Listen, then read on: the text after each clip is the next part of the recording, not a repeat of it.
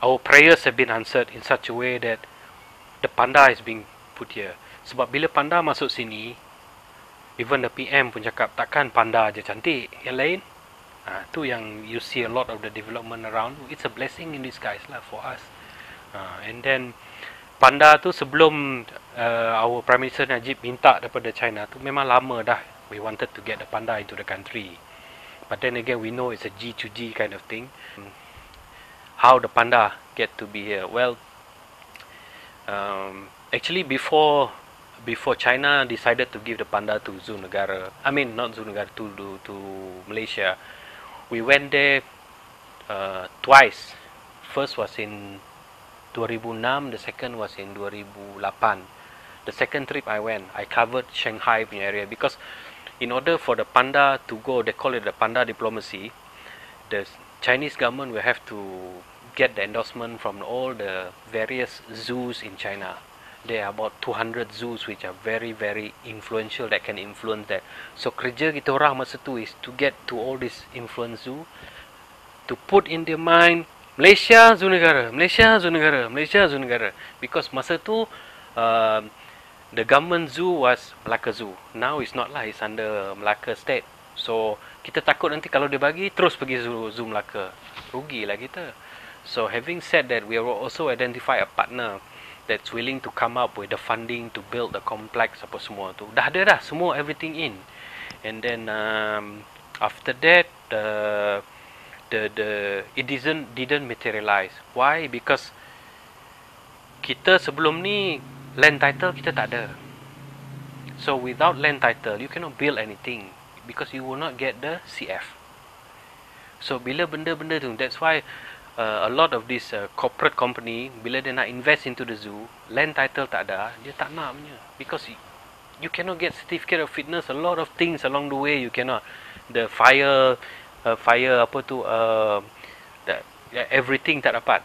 So it's only now yang kita dapat, itu pun thanks to Elizabeth Wong. Sebelum PRU 13 diserahkan, we managed to get our now. Dulu sebelum tu kita squatting on our land, you know, believe it or not, we squat on our own land. And then now kita dah ada some, they break it into plots, now they're giving it to Malaysian Zoological Society.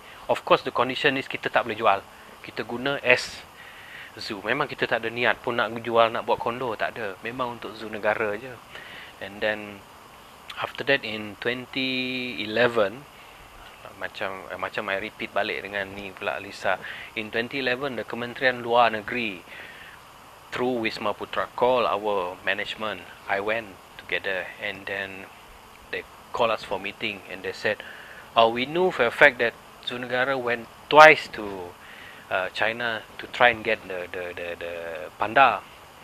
I tell you what, because we know that the Prime Minister is going over, so maybe we can ask him to ask from that time was Wang Juntao. I think Wang Juntao stepped down already, to ask to mark the 40th anniversary of the bilateral, because in 1974 bapa Prime Minister kita sekarang ni Tun Razak went over, so for the 40th tu dia nak mark lah something.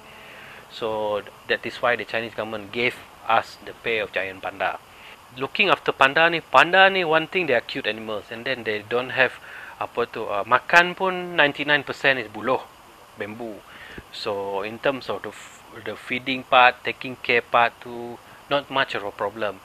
And then if you were to talk about disease punya tu, because it will be in a controlled environment, meaning dia dalam, I'm sure you went to the, much like the Roman Colosseum punya tu, so it will be a fully enclosed punya tu. So we are not scared with apa tu in terms of the environment.